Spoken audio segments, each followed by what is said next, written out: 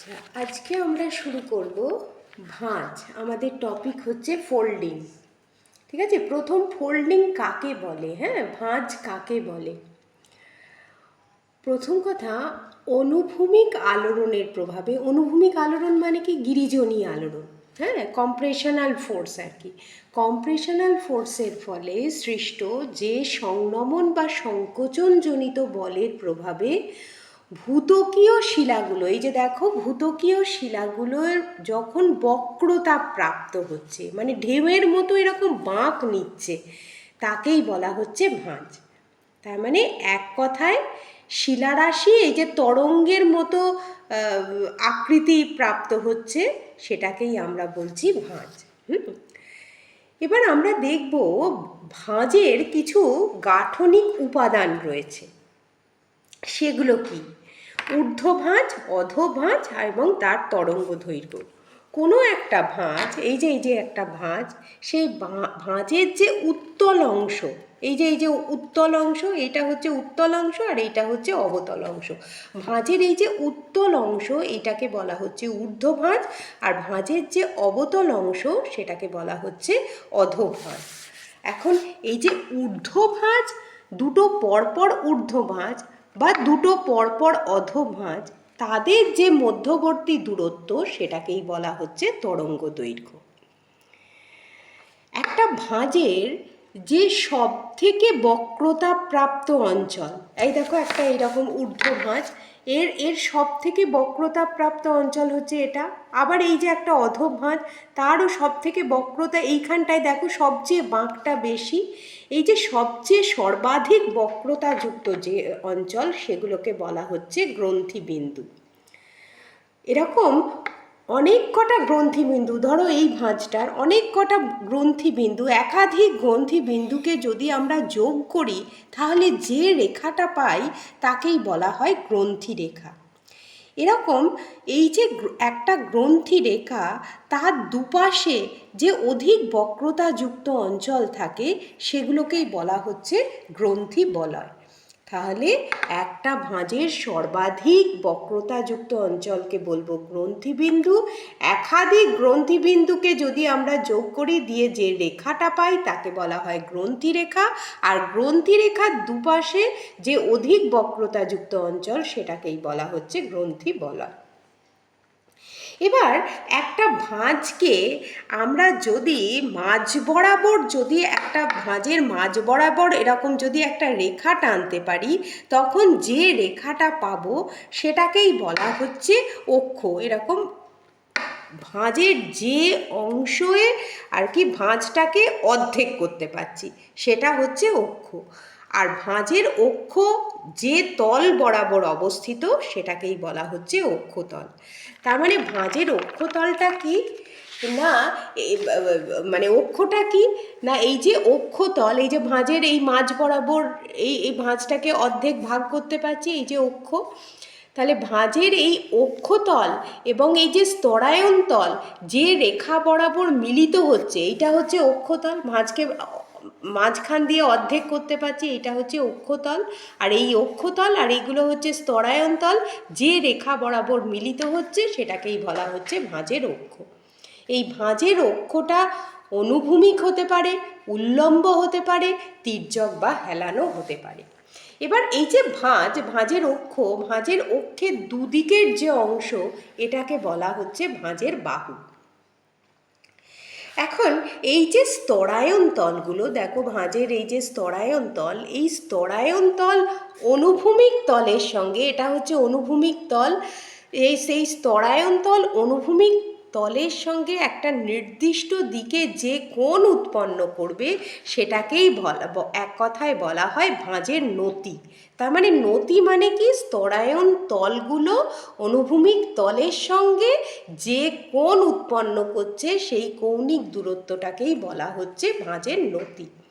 এখন এটা শিলাস্তরের, মানে নতি মানে কি, সেটা শিলাস্তরের ঢালকে নির্দেশ করবে। অনুভূমিক তলের সঙ্গে শিলাস্তরগুলো কীরকম ঢাল উৎপন্ন করছে। তাহলে এই নতির মানটা সব থেকে কম 0 হতে পারে, আর সর্বোচ্চ হচ্ছে 90 ডিগ্রি পর্যন্ত হতে পারে। তার মানে নতি সূক্ষ্ম বা সমকোণে থাকে। এই নতি পরিমাপ করা হয় ক্লাইনোমিটার নামক যন্ত্রের সাহায্যে বা এস রে কম্পাসের সাহায্যে নতি পরিমাপ করা হয়ে থাকে। এবার হচ্ছে যে এই যে নতি মানে শিলাস্তরগুলো অনুভূমিক তলের সঙ্গে যে রেখা বরাবর মিলিত হচ্ছে, এই দেখো এগুলো হচ্ছে ভাঁজের এক একটা শিলাস্তর, সেটা এটা হচ্ছে অনুভূমিক তল। এই অনুভূমিক তলের সঙ্গে শিলাস্তরগুলো যে রেখা বরাবর মিলিত হয় দিয়ে শিলাস্তরগুলো বিস্তৃত হয়, সেই রেখাকে বলা হচ্ছে আয়াম। তাহলে আয়াম সবসময় নতির সঙ্গে 90 ডিগ্রি অ্যাঙ্গেলে অবস্থান করবে। আয়ামের সঙ্গে নতির সম্পর্ক কি না, আয়াম নতির সঙ্গে সমকোণে অবস্থিত হবে। এবার কোনো একটা ভাঁজের যে সবচেয়ে ওপরের যে অংশ সেটাকে বলা হয় শীর্ষদেশ, আর সব থেকে নিচে অবস্থিত যে অংশ সেটাকে বলা হচ্ছে পাদদেশ। এগুলোই হচ্ছে মোটামুটি ভাঁজের বিভিন্ন অংশ। এবার আমরা দেখব ভাঁজ গঠনের কারণ। প্রধানত দুটো কারণে ভাঁজ সৃষ্টি হয়, একটা হচ্ছে ভূগাঠনিক কারণ আর একটা হচ্ছে অভূগাঠনিক কারণ। তো ভূগাঠনিক কারণগুলো প্রথম আমরা দেখব। ভূগাঠনিক কারণ মানে কি, ভূ আভ্যন্তরীণ বিভিন্ন কারণে পাললিক শিলাস্তরে যে বক্রতা প্রাপ্ত হচ্ছে সেগুলোকেই বলা হচ্ছে ভূগাঠনিক কারণ। প্রথম হচ্ছে মহীসঞ্চরণ মতবাদ। আমরা মহীসঞ্চরণ মতবাদ জানি ওয়েগনারের মহীসঞ্চরণ মতবাদ অনুযায়ী কার্বনিফেরাস যুগে সব মহাদেশগুলো এক জায়গায় ছিল, আর তার চারপাশে কি ছিল, একটাই সাগর, সেটাকে বলা হচ্ছে প্যান্থালাসা। এই মহাদেশগুলোকে বলা হতো প্যানজিয়া। কার্বনিফেরাস যুগে সেগুলো এক জায়গায় অবস্থিত ছিল, আর তার চারপাশে যে একটাই সমুদ্র ছিল সেটাকে বলা হতো প্যান্থালাসা। এবার মেসোজোইক যুগে কি হলো, যে এই মহাদেশগুলো আস্তে আস্তে টুকরো টুকরো হতে শুরু করে এবং একটা আর একটার থেকে বিচ্ছিন্ন হয়ে বিভিন্ন দিকে, পূর্ব পশ্চিম এরকম দিকে আস্তে আস্তে সরে যেতে থাকে। এইগুলো যখন এই প্যানজিয়া ভেঙে গিয়ে আস্তে আস্তে প্যান্থালাসার ওপর দিয়ে মানে মহাসাগরের ওপর দিয়ে ভেসে ভেসে সরে যাচ্ছে, তখন কি হলো না, মহাসাগরের যে সঞ্চিত পলি, সেই পলিস্তরে পার্শ্ব চাপের প্রভাবে ভাঁজ বা ভঙ্গিল পর্বতের সৃষ্টি হলো। তাহলে এইভাবে ভাঁজ সৃষ্টি হতে পারে। দ্বিতীয় কি, মহীখাত সংকোচন মতবাদ। কোবারের যে মহীখাত তত্ত্ব, সেখানে বলা হয়েছে যে অগভীর সংকীর্ণ যে সমুদ্রগুলো মানে যেগুলোকে মহীখাত বা জিওসিনক্লাইন বলা হচ্ছে, সেই জিওসিনক্লাইনে কি হচ্ছে, ক্রমাগত এরকম একটার পর একটা পলি সঞ্চিত হচ্ছে। এই ক্রমাগত পলি সঞ্চয়ের ফলে ওপরের দিকে পলি স্তরের চাপ পড়ছে, এগুলো ক্রমাগত অবনত হচ্ছে। তার ফলে দুদিকে যে মহাদেশ রয়েছে, স্থলভাগ, কঠিন স্থলভাগ, সেগুলো যেহেতু পলিস্তর ক্রমাগত অবনমিত হচ্ছে ওপরের পলিস্তরের চাপে, এই মহাদেশগুলো কি হচ্ছে, ক্রমাগত পরস্পরের দিকে এগিয়ে আসছে। এই পরস্পরের দিকে এগিয়ে আসার জন্য এই সঞ্চিত পলিরাশি ক্রমাগত এরকম ভাঁজ প্রাপ্ত হচ্ছে। তাহলে এর প্রভাবেও এই মহীখাত সংকোচন মতবাদে এইভাবেও ভাঁজ সৃষ্টি হতে পারে।